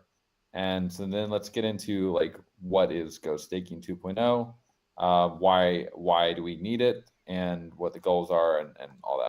So if you just want to, if you're following along here in Discord, feel free to jump in and open up the Discord link here. So what is Ghost Staking 2.0? It's a new staking contract for Ghost that pays yields to stakers in ETH. The yield is generated from fees that come from trading in the bazaar and GBM auctions. To participate in the staking program, you'll get the Ghost WETH LP tokens, probably going to be originating from like a Uniswap V3 clone or QuickSwap or some DEX that's deployed on Gotchi chain that serves the ecosystem. So you'll take those tokens, generate them, and then stake them into the smart contract for Ghost staking. Stakers can opt to lock up Ghost for various length of time. So there's a lockup aspect of this if you choose to lock up some Ghost. The lockup then, this is kind of interesting part, the lockup duration can be increased or decreased by spending glitter. So basically, you can modulate your position up or down, your lockup up or down by spending glitter. So it's sort of like an exit tax, but not actually, because you're spending glitter. Next, there would be an NFT that's representing your staker's position that is also tradable on the bazaar, and that NFT would be minted when you create the position, and it would also be burned when you unstake, and would give you all your principal back plus the accrued fees. This is actually a nice way to, we've gotten some feedback on the current staking, which is that it's actually kind of a nightmare for taxes. And this methodology of having a receipt token or an NFT actually makes it a much better situation for stakers who have to pay taxes, because it's considered capital gains and not revenue. And finally, in addition to the ETH yield, the stakers would also earn glitter that's been sent to the pool. So anyone who's modulating their position up or down is going to be adding glitter to the pool, and that would also be part of the yield that goes to the stakers. So that's what it is. Obviously, there's more, but that's a very quick bullet point summary. For this proposal especially, and here in Discord, I wanted to make something that's easy for everyone to understand. We don't have to read through 20 pages of text or something to get the TLDR of what's going on here. So next part is, why do we need Ghost staking, or what's the opportunity here? What's the point of doing this? So right now, the Ghost is the governance token of Aavegotchi. We want to basically, right now, our sense of Ghost is that after Friends were sunset, there's not a lot of reason to hold Ghost in addition to like its use case as a governance token. So we want people to be encouraged to have Ghost because that's the main governance token of Aavegotchi. But there's currently, since Friends was basically sunset, there's not much kind of pragmatic reason to hold on to your Ghost right now. So what we've seen is that most people will transact with it. They'll buy assets on the bazaar with it, but then a lot of people are not really holding Ghost, which is counter to what we want as a protocol. We want people to be holding the Ghost token because they want to use it for governance of this important protocol. So that's one of the reasons. It just it gives people more of a reason to hold Ghost token. Another reason is just Ghost. Currently, we've always talked about it as the ecosystem token, that governance token, but it doesn't currently, as it is, it's not really directly accruing value from the growth of the ecosystem. Like if our gaming protocol does well and we have 20 games that each have 10 to 100,000 DAUs, and there's tons of assets being generated on the bazaar on Gotchi chain, which is where all this gaming is going to happen. So imagine you have all these games, all these NFTs being traded, but Ghost doesn't have like a direct value accrual to the growth of that and the success of that gaming ecosystem. So this proposal aims to help that and bridge that link between the success of Aavegotchi as a gaming ecosystem and protocol and Ghost and the value that it will receive from the success of that. So that's one important point.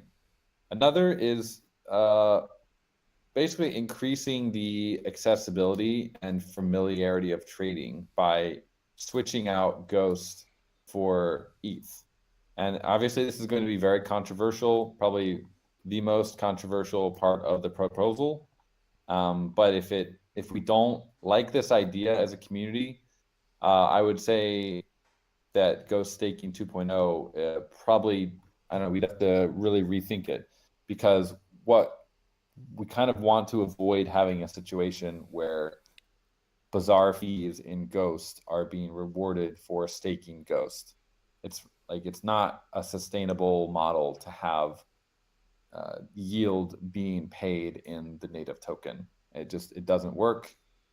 Many protocols have tried it. It's not a great situation. It basically just leads to a death spiral of the token. So the idea here is let's use ETH instead, which not only fixes that issue, but it also actually makes our bazaar more accessible to people, because you can simply come over, you can go from ETH, you can bridge directly to Gotchi chain. You don't have to go to Polygon or anything. You get some Ghost on ETH, you bridge it over to Gotchi chain, and you have ETH. You can immediately buy something on the bazaar. And of course, you might ask, well, aren't you going to need Ghost as gas to buy something? The answer to that is probably not, because we're going to be comping a lot of the kind of value adding transactions on the chain. So as long as you have ETH, you'll be able to buy something, and we're going to be making that a gasless transaction. And there's a whole kind of category of different gasless transactions on the chain. So obviously buying something on the bazaar, which generates value for the chain and also for stakers or the DAO or Pixelcraft, that's a no-brainer to make that a gasless transaction. So theoretically, you could just bridge over some ETH and you could be ready to go, you could have very little friction to purchasing something on the bazaar. And it just increases the accessibility. People are in this space are very used to denominating their NFTs in ETH, and I just think that for the last 2 years, all of our assets have been denominated in Ghost, which is fine for Gotchi Gang as the kind of small to medium-sized community that we are. But if we want to make a play at becoming less of a niche community and more of a well-known, bigger player in the ecosystem, obviously it's not guaranteed that this will help, but I think denominating our assets in ETH could be a step towards increasing kind of mind share or interoperability, and increasing accessibility between Aavegotchi and, say, the mainstream NFT ecosystem. People just care about the floor price in ETH. They don't really care about, they don't want to think about a bunch of other tokens. And it's kind of interesting, there's other games that are using their native token as the unit of exchange, but I don't know. It's I don't know if it's really the best practice right now to do that. I don't really see that much of an upside for them to do that, honestly. So it's interesting to see Gas Hero is using GMT. Was looking at Shrapnel the other day. They're using Shrap. But I don't know. I don't really see a bunch of upside. And personally, as a user, when I went to the Gas Hero marketplace, I was just thinking, why are you using GMT? Why? I just want to buy your asset using ETH or using Matic because we're on Polygon. I didn't really feel like doing the work to go get GMT. And I think a lot of people probably feel that way as well about Aavegotchi. They're like, oh, cool. I love the NFTs, but I'm just too lazy to swap to Ghost. So if obviously it's a little bit anecdotal, but if we have had conversations with NFT enthusiasts in the past, and they did give feedback that it's like a lot of work to buy something from our marketplace. And then there's one more aspect which isn't listed in the proposal here, but we really want to have credit card on ramps for people on Gotchi chain, and a lot of these on ramps just don't like supporting smaller ERC20 tokens. They like to support like the blue chips. So ETH is the big one, Bitcoin, things like that. And if we want credit card payments without a lot of hassle, then it's best to just put everything in ETH, because these credit card processors, they basically need to have a reserve of the token that they need to be able to spend that reserve to buy a listing, and then like use the user's funds to purchase that amount. And so in the case of Ghost, they've told us several times, several providers have just been like, guys, we don't really want to hold a bunch of Ghost tokens. So they actually asked us for a loan for it was like a 0% loan, and the terms were terrible, and it's just become friction.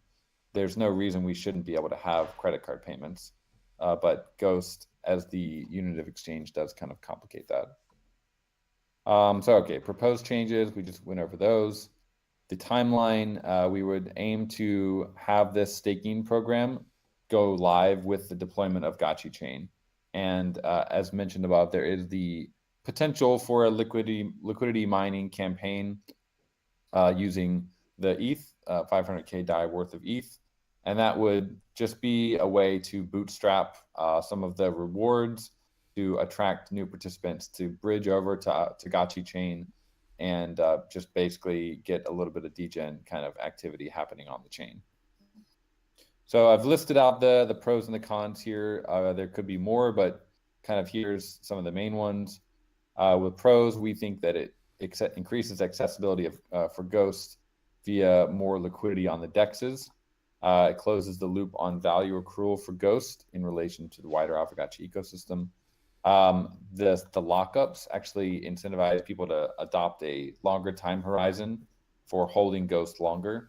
So basically locking up Ghost. And it also just helps reduce friction and increases accessibility for trading in the bazaar. Some of the cons are there's a new smart contract risk with every smart contract we put out. It does remove a revenue stream that is currently allocated towards Pixelcraft and the DAO. And I would probably add one more con, which is just the APY of this is uncertain. It's impossible to say for certain what the API of this would be, because it really depends on the volume that's happening in the bazaar. So you guys can read through some of the anticipated questions. Yeah. And then I would say at the bottom here, we have a couple possible discussion questions. And then there's also some questions I've seen from community members here. So I'm happy to start with those first if we would like. Yeah, I see. So the first one I see here is from, from Maxi Crouton. Does Polygon CDK provide a bridge, or will it be handled by Pixelcraft? And what's the plausibility of either, I guess? Okay, I'm looking at, I don't see that one. Hold on.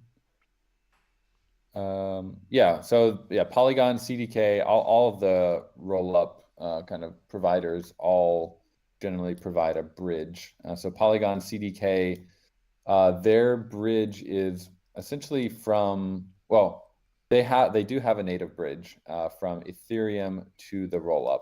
And then there's also layer 0, which is what a lot of our assets will be using most likely. That they just like an omni bridge that you can go wherever you want with layer 0. So you could go from Polygon POS to Gotchi chain. You could go from Avalanche mainnet to Gotchi chain. You could go from wherever, basically, as long as we implemented the contracts for that. So the answer is yes, there will be a bridge, and the Gotchi assets will be most likely be using layer 0 for bridging from Polygon over to Gotchi chain. Let me also check. I see Bearded here was asking what's the volume, because I'm like, a lot of this depends on why are we doing this. Like the bazaar doesn't have massive volume right now. I have a dashboard that has some queries, and in the past year, like one calendar year from today, the bazaar has done about 2.5 million ghost in volume. So obviously not something to sneeze at, but it's not, we're not talking tens of millions of USD worth of volume in the last year. But having said that, it's really just a more of a forward-looking proposal. We're talking about not only the core Aavegotchi assets, not only Aavegotchis and wearables and fake Gotchis and all the Gotchiverse assets, but all of the games on Gotchi chain. If you have a game on Gotchi chain and you have assets listed, they're going to be in the bazaar. So things like Gotchi Guardians, things like more potential Gotchiverse assets, play dropped if they want to do anything, and all the games that come onto Gotchi chain will basically will be trading in the bazaar. So the potential, if we do get the DAUs we're expecting with these games, then I think the amount of trading will increase significantly on the chain. So that's the reasoning behind why we're even considering this. 2.5 million is where we are today, and I kind of think it's similar to how Axie was before they went on to Ronin. Like, I don't know if people here remember, but Axie, the volume was good, but it wasn't like huge. And then they bridged over to Ronin, and that's when volume really exploded, because it really removed that friction, and trading was super cheap, and just their games were taking off. So I think there could be a similar aspect where Gotchi chain is really when Gotchi gaming starts heating up a lot more. I also see a point from Soju here, speaking of the bazaar and speaking to the fake Gotchi artists. Will they also be able to list their artwork in ETH?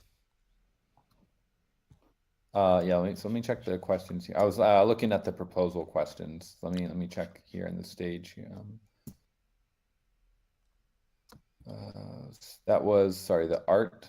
Yeah, so Soju was just making a point about, being able to sell fake Gotchis in ETH as well. Is that going to be part of the bazaar listing? So yeah, so fake Gotchis as a collection will continue to be minted on Polygon, because it would be really, really difficult to like bridge and duplicate the entire collection.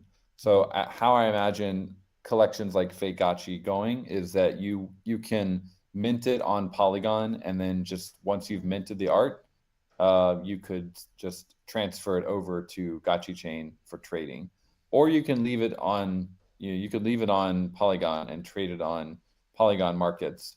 But what I foresee happening is most of the trading volume will start migrating over to Gotchi chain, because it's going to be gasless, and that's where the activity is going to be. Okay, that makes sense. I got one from Dr. Wagme here replying to Zbot, saying, can you confirm if users will be able to bridge funds directly from Ethereum to Gotchi chain and even avoid like Polygon completely? Is that going to be possible? Yeah, I think so. Okay. People will be able to go from Ethereum or like basically any. I mean, it's possible right now. We're actually implementing a cross-chain swapper called Squid Router. It's going to be live probably on the DApp like early next week, and you can go from any chain to any chain. So like cross-chain swaps are going to become very, very common in the future here. So Gotchi chain will be just listed there, and as long as we have Ghost listed on ETH or any other chains where you might want to swap from, it'll be super easy. Yes, Squid Router is pretty goat. Yeah, so I see a question, will wearables and land be denominated in ETH? So the idea is that everything on the bazaar on Gotchi chain would be denominated in ETH. And it'll still show the Ghost price if you want to pay with Ghost. But it would be settled in Ethereum. So what would happen is you would, if you wanted to pay in Ghost, you had Ghost, it would essentially swap for ETH right at that moment, and then the seller would receive ETH, and the stakers would receive ETH. Okay. And I see one from Augie here. I don't know if you answered this one, but what happens with current staking with Ghost Alchemica pairs? Will they be removed? Will it destroy the value of Alchemica? Will it increase the value of Glitter? Kind of just, we can't make those. I don't know if we can make those sorts of predictions, but like what will happen, I guess, with the Ghost and Alchemica pairs? So the Glitter staking program will likely continue. I think it will definitely continue. Whether it may be migrated as well to Gotchi chain, because that's where the Gotchiverse will be. So we might have to basically halt staking on Polygon and just redeploy it onto Gotchi chain. But the Alchemica Ghost pairs would continue to be incentivized with Glitter staking. And as far as like the value of Glitter, hard to say, but there will be a new utility which would be like modulating the lockup of the staking. Got you. One more, or I see one from Crypto Green. This is related to Gotchi chain. Is the ETA for Gotchi chain? Asking about the ETA for Gotchi chain. So we're going to be probably putting out the test net quite soon here. There's some issues what we wanted to work through with the provider related to gasless transactions. We didn't really want to deploy it without having that settled, because we essentially want to have different types of gasless transactions on the chain. Like I mentioned, Bazaar transactions would by default be gasless for everyone, and there could be other transactions that are also incentivized to a certain extent. So like not unlimited, but maybe you could be every 24 hours that every user gets a certain quota of free transactions on the chain. And if you exceed that, then you start paying gas for those types of transactions. So that we don't want to have a test net that's not going to be basically exactly the same as mainnet. And you guys probably know that we were originally planning to do the supernet, the Polygon Edge, but Polygon kind of, in a way, screwed us a little on that, because they essentially stopped supporting Polygon Edge even after we'd spent like half a year developing on it and getting that ready. So they basically pivoted to Polygon CDK, which definitely is superior tech, but it had us basically having to figure things out for the second time, which we weren't really happy with. Yeah, that makes sense. I see. Al asked a question, what's the benefit of moving time up with Glitter? Couldn't I just wait to unlock and relock again? So the way we're planning it, there's going to be a multiplier for how long your lockup is. So the longer you lock up, the higher the multiplier would be. So if you wanted to always keep it at the highest possible multiplier, then you would spend Glitter to do that. Awesome. Yeah, no, some great questions, and I'm looking forward to pricing things out in ETH. I know it's been a good talking point for me because I already do it in my head when I'm talking to like other crypto friends that aren't exposed to Aavegotchi. It's like, oh, you got wearables on the bazaar that are like a couple ETH, that gets their attention because like that's not typical for Polygon NFTs. Maybe some collections, but it's there aren't too many collections on Polygon. We could say the wearables for your NFT are a couple ETH or like an ETH or whatever, right? So it's been I think Zbot mentioned could be a little more marketable as well. I think it I mean, I really think that this could be one factor for a breakout for Aavegotchi. Not only would it make it simpler for people to wrap their head around the ecosystem and saying, okay, everything is now valued in ETH, which is something most crypto people are familiar with. But it also kind of creates a simple narrative that you can stake the Ghost ETH LP token, and you can start earning ETH by doing that, and that it's linked to the success of the protocol. So that's like, it's when I look over at Axie, I'm like, they have this huge treasury for AXS. I think it's an ETH, but why haven't they just said, like, we're going to link those trading fees that happen on the Axie marketplace to AXS stakers? I think it would be a really interesting move, and I think they might plan to, but it hasn't happened yet. So as a gaming this gaming ecosystem we're creating, just having that value be linked back to the native token is something that is very forward thinking, I think. Mm-hmm. It just links the token and the success of the games together in a better way. Yeah. Dr. Wagme's asking about if PC has concerns about firing an exchange on Gotchi chain and going back to the risk of holding back the GAX initially. Yeah, our first option is going to be reaching out to QuickSwap, because QuickSwap is also doing a bunch of chain-based deployments. So essentially, the GAX could be a QuickSwap deployment of basically their tech onto Gotchi chain. That's one option. The other option would be just getting a person unaffiliated with Pixelcraft to deploy a Uni v3 clone onto Gotchi chain.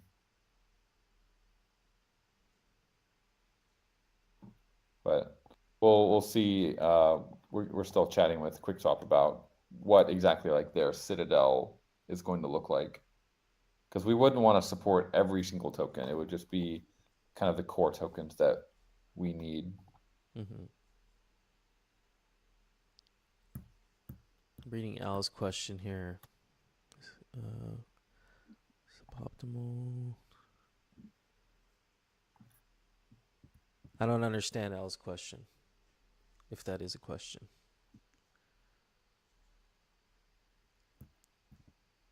Yeah, I think Augie's question above is like, hard to see where to stake when there be Ghost ETH staking now in addition to alchemical staking.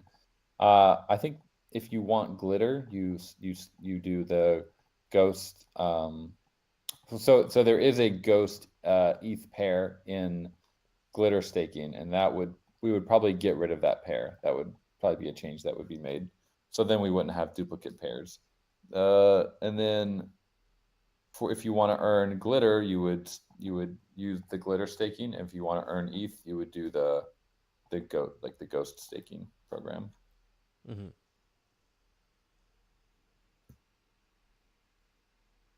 Yeah, that's awesome. Great rundown on the proposal there. And you have a forum post that's live. It seems like it's some active discussion going on in there. So, yeah, friends, check that out. Get your feedback in there as well. Is there anything else you'd like to touch on with regards to this proposal? No, one thing that there's a couple potential questions for discussion. One is like how much glitter it should take to modulate a position. Is it one glitter per ghost?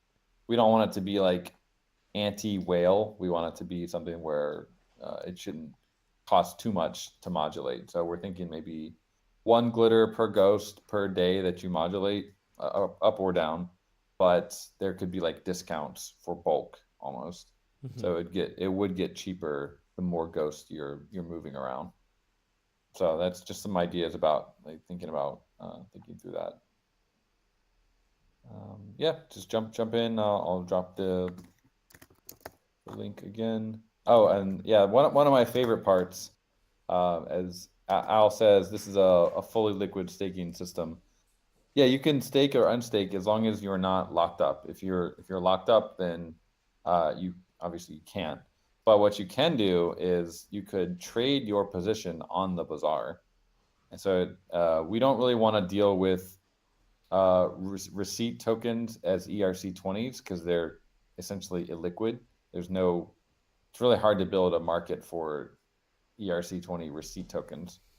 But we would have the NFTs representing your position, and you could trade those on the bazaar, which would actually also generate trading fees, which is kind of cool. It wouldn't need to be a vault, really. It would just be an NFT representation of the token. The tokens themselves would stay in the staking contract, most likely. We could use a vault. It could be interesting. Doesn't really matter, though. Oh, And I think go the longest time frame, ahead. Yeah, I was just gonna say. we're thinking of 1 year, although it could be longer. Like I think Hex offers like up to 5,000 days or something. It's ridiculous. So 1 year, maybe longer. 10 years. But I think if it's too long, then Yeah. it's easy for someone to exploit in a way. So not to exploit, but like for example, if the DAO wanted to lock up a bunch of our liquidity, we're just like, we're gonna lock it up for the max for 1,000 days or whatever. It's kind of almost unfair that the DAO would be able to do that.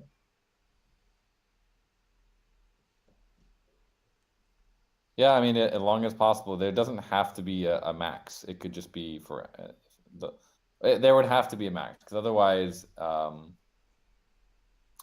yeah, I guess it really doesn't have to be, but yeah. Yeah, there you go. Now you're talking. I want to be Yeah. like dying of old age when my LP is getting unlocked.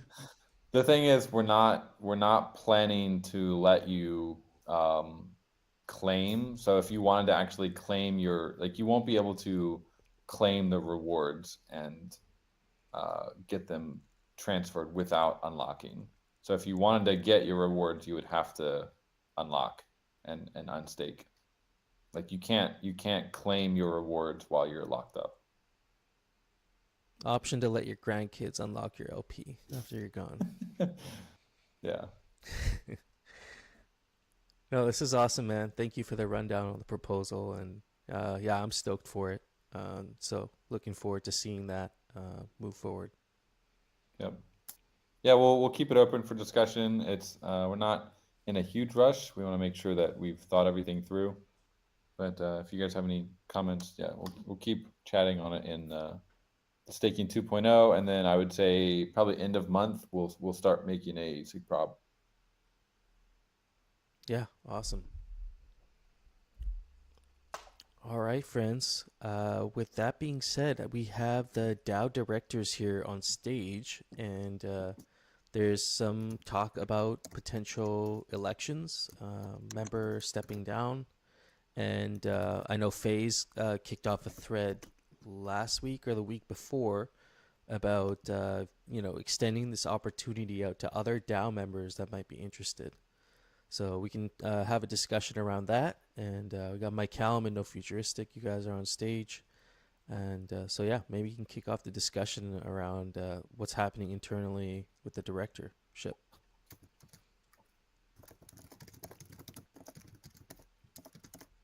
Yeah, I'll just say Maury is stepping down. He won't be able to continue or doesn't want to continue, so leaves a spot open. Outside of that, it's just it's an open conversation. We're have to figure out the process and kind of work through this as a DAO. But yeah, we're all ears. Okay, so Maury's stepping down.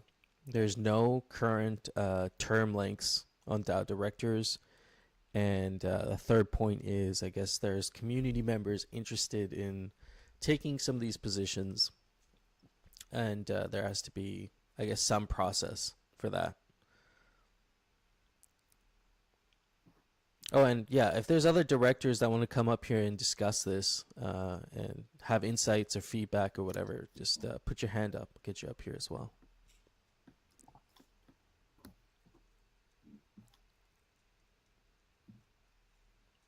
Yeah, I mean, we just, I guess, have to figure out what the election process will look like. Is it, we could probably just copy pasta what we did last time.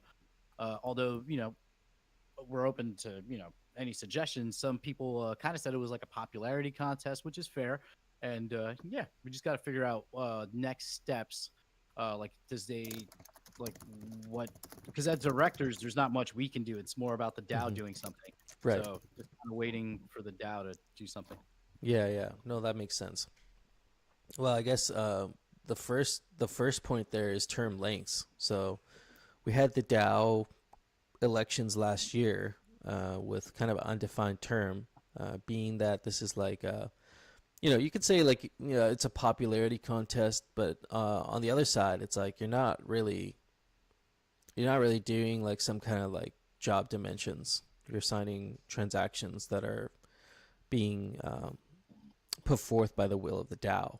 So there's no like, you need a basic understanding of like how safe works and signing transactions, but beyond that, there's no like job dimensions really. So And the ability to KYC yourself to for the whole director thing. yeah, right. That's a requirement as well. Let's read the comments. Friends, if you got some comments or feedback on this, drop them in the chat or come up on stage. Thrax is saying, I feel like if more people are interested in doing the job than spots available, then term limit makes sense to let folks have a turn. I have 60 people in the audience. Like, has anyone in the audience felt like this is something you'd like to do either now or in the future, being part of the DAO directors? See some people typing here.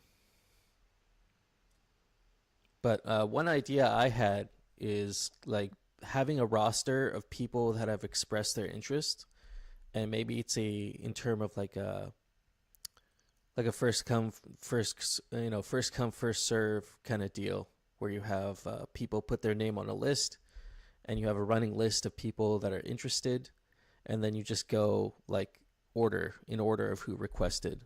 And then, when you have someone step down from the directorship, you would just take the next person on the list to replace. That would be an easy way to do it. I'll at least personally, I'll say I hate that. I think that's not going to serve well. I thought that you were going to say that then becomes like the selection bank for the open nominations, and when a seat becomes open, that becomes your nomination field that then you're voting out of. Can you explain? Yeah, so basically exactly what you just said. So anyone that's interested in having a seat can throw their names into the hat for open nominations, and then when a seat becomes available, we run an election against that seat that's available. We can talk about running elections for the whole entire board all over again too, but we obviously have a example opportunity in front of us to try to figure out a mechanism to at least fill the one open seat that is currently pending. Mm-hmm. Yeah, I'd so say I'm open to yearly elections. I don't see anything wrong with that. Yeah, and the term limit thing I think is important to discuss. I don't know how necessary it is if we have yearly elections being the type of position it is, but it's it's not like a deal breaker. I don't think there's anything wrong with having a term limit or a regular election, assuming it doesn't interfere with regular DAO operations, which I don't think it would, honestly. The one thing we would have to do though is if we do change the board, we have to make sure, like, say, if Maxi is no longer on the board, someone has to step up and have the skill set to be able to be a treasurer. So that would have to be figured out. Yeah, Faye's asking, what is the argument against defining term lengths? And so that would go in line with, having frequent or interval elections, whether it's whatever, every year, every 2 years or whatever, you would have a election for across the board, across the whole board. Yeah, I think that's fair. Like every year, like we can reassess the performance of the directors, and also the sentiment of the DAO. If the DAO wants to change, I don't even want to call it leadership because it's not leadership. It's just people who sign, on transactions. Yeah. So open election doesn't seem like a bad thing and at all.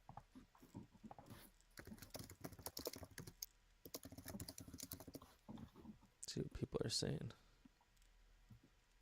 Yeah, Dr. Wagme, we developed and passed Aavegotchi SOP to help us navigate membership changes in important committees, task forces, multi-sig groups, specifically addressed in Section 5, line 14. Why don't we have a look at this? Because it's been a while since we looked at this document. Section 5.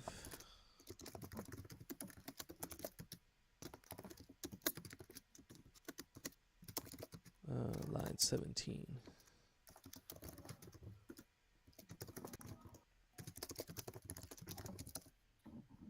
So this is procedures. Section 5 is procedures, removal of agents.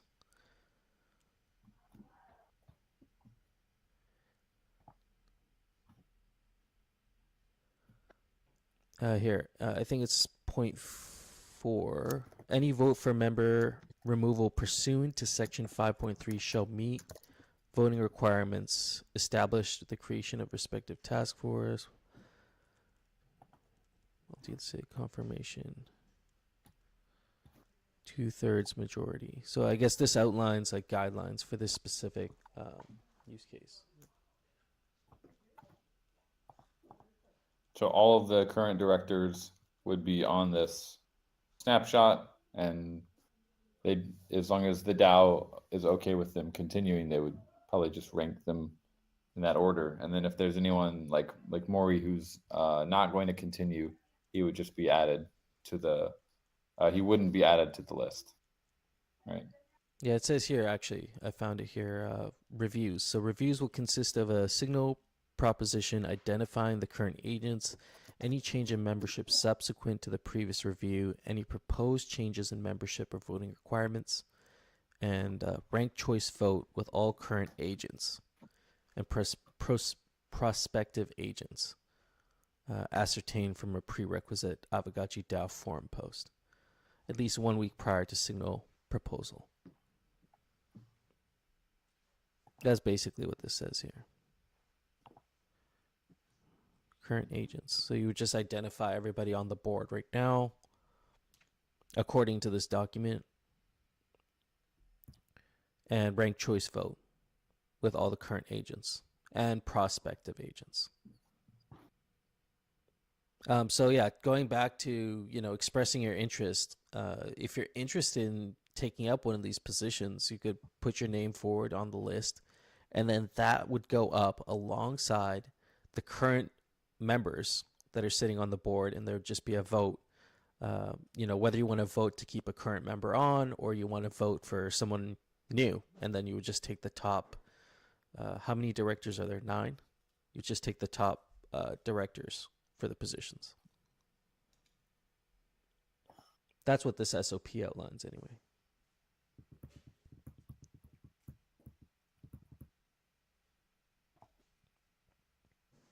Yeah, basically do an annual ranked choice prop.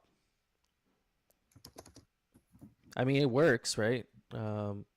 Last time around, it was the first time around, so I could understand why it was a bit complicated, maybe, because there were some people that stepped down. We weren't sure who was going to step up, and it worked out in the end anyway. So maybe this is a way to give people equal opportunity, and just doing a ranked choice vote, combining the current DAO members with express interest members, and then you just vote for the next set of directors.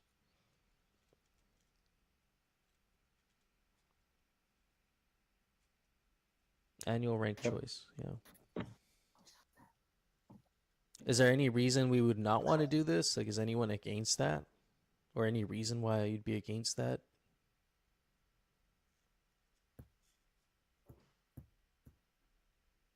Makes sense, really. So I guess the other question to ask is like term limits. Should we implement term limits for these positions? These positions are just signers, right? So there's not really a ton of power, but I can see why a term limit would make sense. But I just wondered what the general sentiment of the DAO is for that. Well, if you're doing ranked choice voting every year, I mean, the DAO could decide. I'm trying to think of a scenario where the DAO would just repeatedly keep voting for the same person. I guess there's no like performance review or anything really, as long as you're signing transactions. If you're someone who's not signing transactions, then maybe that's a. If you're like not signing transactions ever and you're just getting voted in every year, maybe that's problematic. Well, yeah, I think the other directors could look at that and say this person is not signing, and probably shouldn't, like, you Don't could give vote a for this guy. performance report. Yeah. Yeah. Yeah, that would be managed by like an internal vote of confidence mechanism. Yeah.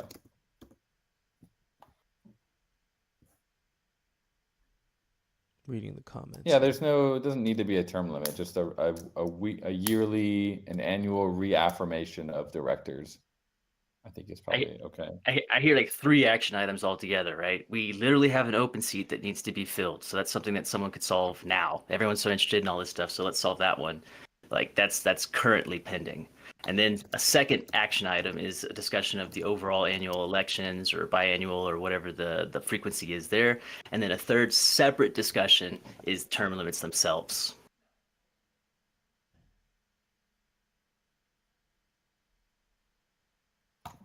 Yeah. Well, there's no mention of term limits in the original doc or the Constitution. So unless we have like a strong reason to add that in, we would probably want to just add in that there should be an annual reaffirmation, and that's probably enough. Because there's not really any abuse of power that you'd want to worry about with a term limit. Yeah, Sir Linky is saying, will we have to contact Ross again for when new members are KYC'd? Yeah, I guess that would be part of the process to get KYC'd officially, right? And I guess another question too here is: are we discussing this in the within the perspective of just wanting to get individual members who want to get involved in the governance, give them an opportunity to get involved? Or are we talking about this in the sense of the directors having not performed correctly over the last year? I think it's just opening it up to new people, like people who are here all the time that want to hold down the DAO just like we do. We signed up to be directors to assist. I mean, there's a monetary aspect to this, but a lot of the stuff that the DAO needed done, like closing the bonding curve, could not happen without the whole foundation setup. So people like FaZe, passionate Gotchi gang members, I can see totally why they would want to be involved in this because they represent the community and they're here long term, Yeah, at the same time, this is something that you kind of want stability with. And like if someone drops out due to life reasons, like maybe Maury just, he can't find the time to do it anymore, that's fine. There's a spot now open up for someone else to come in and take that position. Or if one of the signers isn't doing their job properly, the other directors should say that, and then that person will also probably get demoted by the community. But I don't think it's a situation where we say, every year we need to have 9 new directors or even 5 new or 4 new directors. Like there's no quota to be met there, because this is like, if the directors are doing their job properly, then that's good. We want that stability. You don't want to be constantly changing like multi-sig signers. That's where I'm at mentally, and I don't want to advocate for churn just for the sake of churn and to let everyone have an involvement. If they want involvement, they could create other angles. There's other things that are needing to happen. There's things like grants committees popping up. There's other opportunities to get involved with the DAO. There's other ideas to be made. I don't want to see churn just for churn's sake, because I have watched the directors improve in their overall efficiency since they began. Exactly. There's no reason to advocate for just bringing in more risk or churn. Like Wagme says, we want no future when he's 85 years old, still signing, still hosting the DAO. The spaces. I don't think Bearded wants that, but that's just me. One thing I would say is I think Jesse has mentioned this. It's probably best if future directors are not American, and I mean, obviously we do have several American directors on the foundation, but going forward, it's really probably best practice just not to have American. That said, it's not a deal breaker either. So I don't know. Like there's legal will say both angles. Well, I mean, There's every legal that director says probably you has to think. should. Oh, go ahead. Yeah, no, it's fine. I was just gonna say every director has to also think about their position Yeah. on the board and make that decision as well for themselves. Yep. All right. Well, with that being said, like let's continue this discussion in the forum post OP phase, and yeah, I think we can probably follow up next week on whether like what we want this to look like. If it's just an election for the missing member, or if it's across the board. But we can keep it simple and just go from there. I think it's just an election, and the top 9 would win, and it's just there's a high chance that the top 9 would be the 8 that currently are there, plus one more new member. Mm-hmm. Yeah, personally, I've been happy with the way directors have been performing. I don't think we've had any like hang-ups with getting things pushed through, transactions pushed through, signed off. So, yeah, let's keep it going, friends. I got nothing else for today, and we're at the end of the meeting. So, if we don't see you for the rest of the weekend, enjoy your weekend. Is there anything else we have up here before we end off for today? Oh, actually, I have one more thing. Before we end off for today, I was talking to Thrax, and we're changing the way we're structuring the agendas every week. I usually have the cutoff every Friday. The cutoff now is going to be every Monday, so we can actually spend the week increasing awareness of what we're going to be discussing on the DAO calls. And so I'll be a little bit more active in the DAO agenda thread, trying to get y'all's commitments on the DAO call by Monday. Latest Monday. So if you come to me on Tuesday or Wednesday, it's going to get pushed to the next week moving forwards. And so I'll try and be a little bit more active in the DAO agenda. If you have anything you want to discuss for next week, either drop it in the chat tomorrow or latest on Monday night, and we'll get that on the agenda for next week. Yeah, with that in mind, I'd like to just kind of solicit some more feedback on the level up post that's in the DAO forum as well. Just kind of an alternate approach to grant funding. So I was getting close to getting that up for one of these Saturday discussions. Still some key points to answer about compensation routes and things like that. So if anyone hasn't checked that out, there is a second one there in the DAO forums called Level Up, and I'll be thinking about Monday inclusion then. Okay, cool. Yeah, we'll get you in there on Monday, and just reading Thrax's comment here. More wiggle room so we can announce what everyone's up to, basically.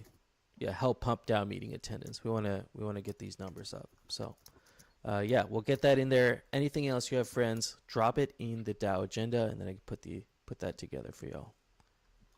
That's it. Yeah, one last thing. And this isn't a full discussion, but if you are gonna be around Denver for ETH Denver, maybe hit up some of the Gotchi greeters team so that you can we can know that you're there and kind of organize. We're organizing all the stuff now. We have the teams in place, and I guess we're reaching out to the people that are going to be working with us. But if you're around there and you want to link up with us, definitely hit us up so that we can meet you guys when we're there. Awesome. Yeah, looking forward to that. On that one, No Future, is there anything that Gotchi Gang in general needs to do to kind of assist with that, or has ITF kind of got it all in hand? I defer to Light Piglet. I'm just the media guy, and he's the mastermind behind everything, so I don't want to misspeak. Yeah, reach out to Light Piglet if you have anything specific in that area as well. But yeah, that's all we got, friends. And yeah, right. like I said, enjoy your weekend. Have a great weekend, everyone. Play some games. Yeah.